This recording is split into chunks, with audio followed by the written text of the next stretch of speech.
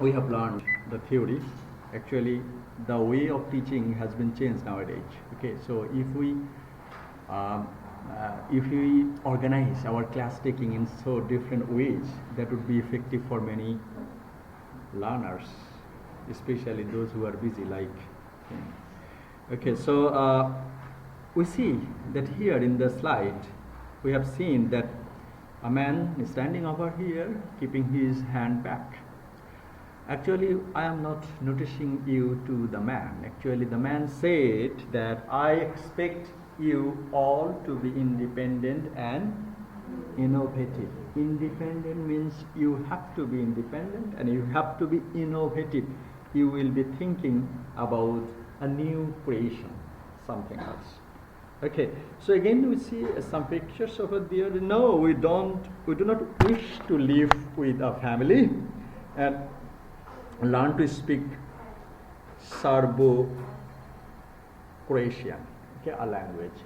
Many countries will have such kind of culture that they will be living in a family where the family member will be speaking in the target language. That is called, he will be within the family 1 month and 2 months, and in that family they will converse in the target language and they will be learning. So this is the issues of learning. Okay, again we have seen that your teachers, English teacher says you use too many Americanisms. Oh, well, like blah blah blah. Okay, so these are the expressions that we have learned. And how do we learn a thing? We actually construct our thinking. We use our brain and we construct an idea. And that construction happens in our brain. And that theory, we learn how to ride on a bicycle. We learn how to behave with a stranger. We learn how to be kind to someone else. Everything will be constructed in our brain. And that theory of mental development is called Constructivism. Piaget's theory is based on that theory that is called Constructivism. And several kinds of activities, that means how to ride a bicycle, that idea will construct in a different way, and how to behave with others, that idea will be constructed in a different way, not the same way.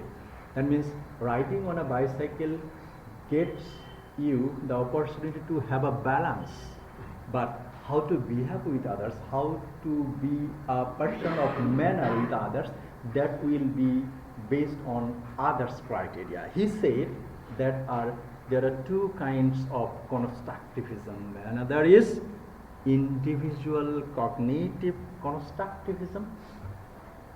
That is our today's theory, Piaget developed, and another social constructivism. Yeah, and Piaget's theory can also be called, that is radical constructivism, and social constructivism can also be called cultural constructivism or critical constructivism.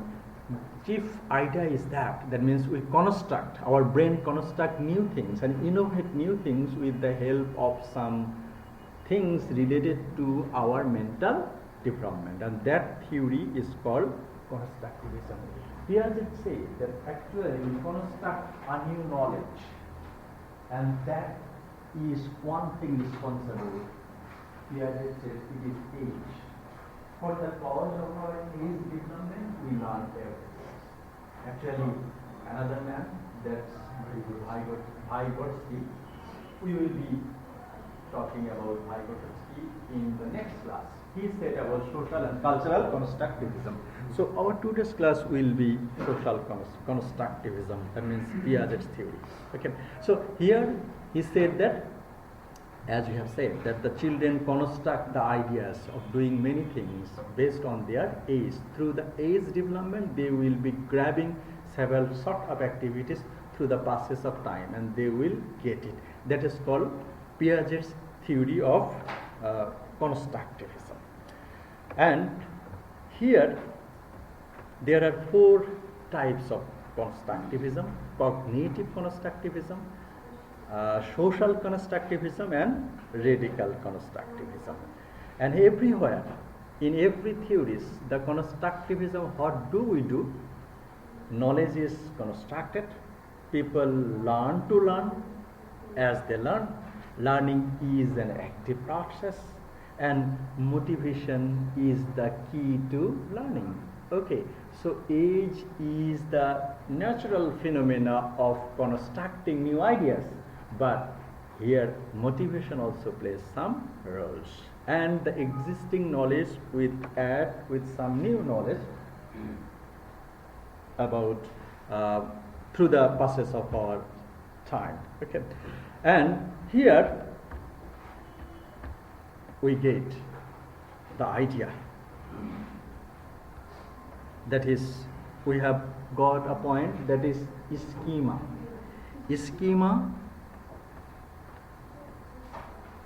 What is an schema? Schema, Bikash and someone said that is the existing knowledge. After getting an existing knowledge, learners or children try to assimilate or get similar presence of a new thing. So a schema is an existing knowledge with which we will try to get the similar knowledge of a similar thing. So what is a schema? A schema is the existing knowledge. If we get the experience of watching a butterfly, then the butterfly is your schema. But next time when you will see a bird other than or a crow, anything else, so you will try to make the similar situation between butterfly and crow or some other different birds. So a schema is the existing knowledge. How does schema help to develop or construct new knowledge? They do it in 2 different ways. That is, disequilibrium, and opposite word is equilibrium. Whenever the schema will get similarity of a new thing, then assimilation will happen, and that there will be equilibrium.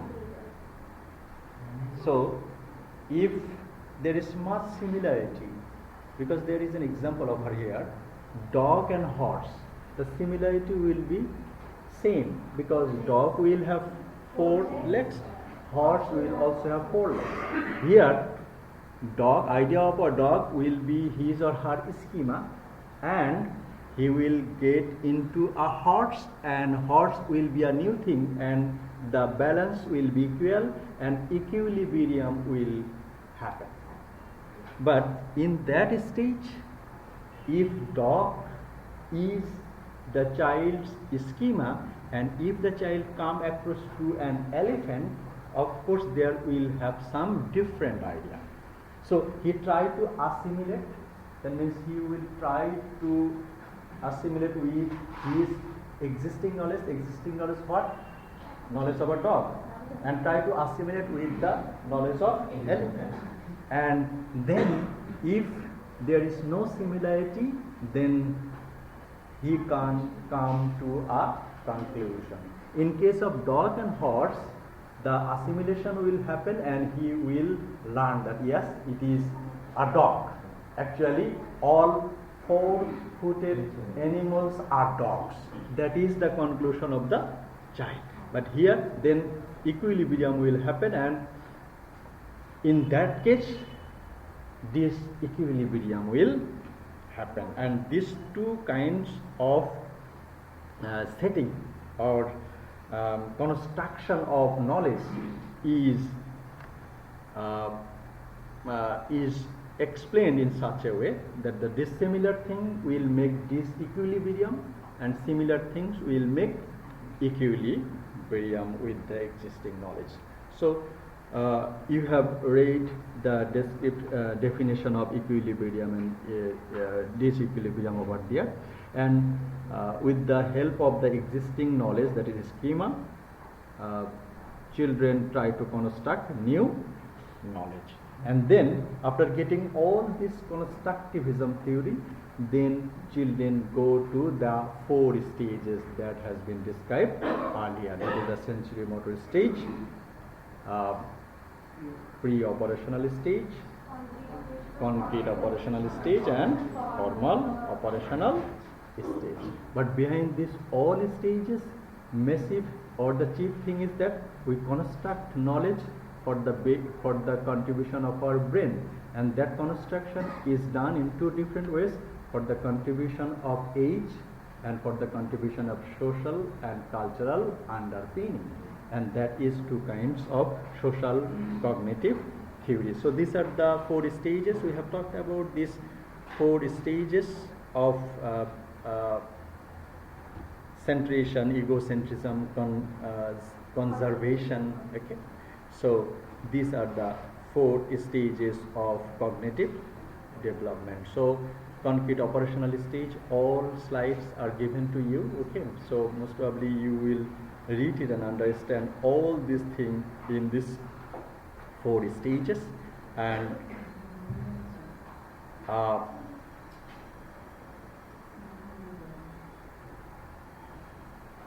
okay, so after having this 4 stage of development, okay, there are some advantages and good sides of Piaget's theory. What is the positive side of Piaget's theory? That is the strength of Piaget's theory of cognitive development are as follows. The theory brings a new and fresh perspectives to developmental psychology. Okay, many of you say that yes, it's very common, yeah, but before that, actually the involvement of brain and how does a brain get new knowledge, this theory helps us to understand that. This is the process of our new thinking. Okay, and the theory has brought a change in the way people view a child's world. Actually, we accept many things from our children. Naturally, we try to make our children as stronger than us. Okay, we say that yes, I did such kind of activities when we were a child. Okay, that's that. But after this theory, you will say that yes, in this age, what are the activities are supposed to be done by those children. So after this theory, you will have a general understanding that what we can accept from a child of 10 years, from a child of 5 years, and from a child of 11 years.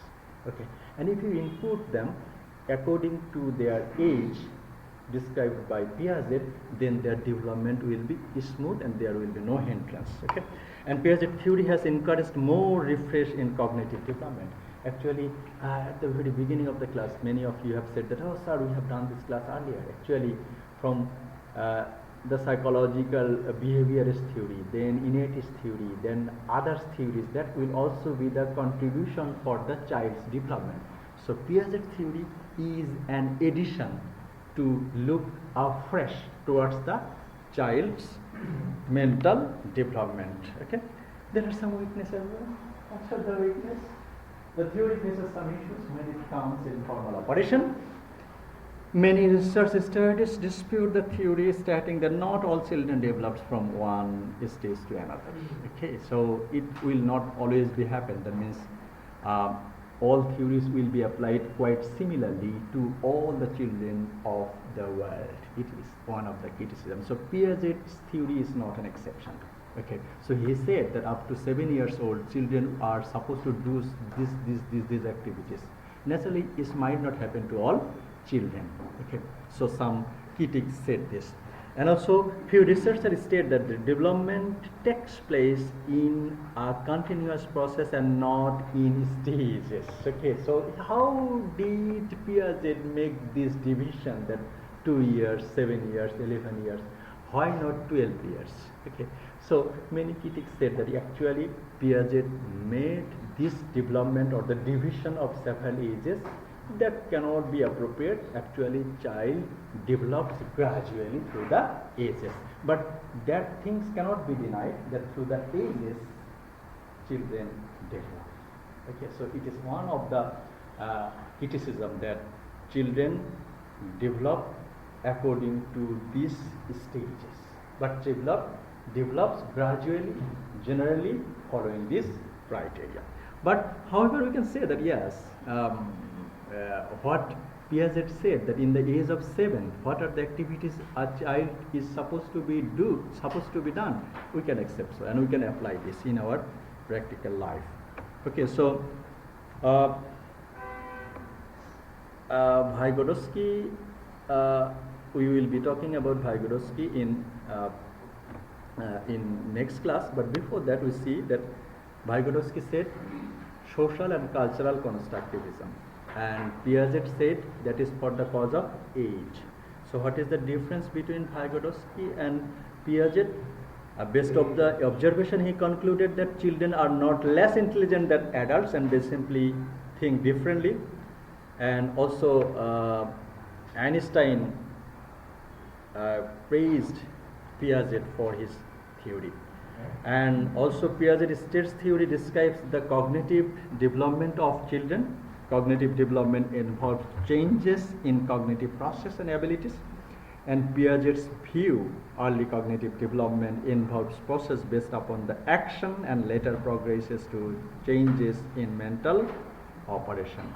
So to conclude, that means Piaget, a Swiss psychologist, he said that every child develops following some stages and following their pre-existing knowledge. That pre-existing knowledge is called schema.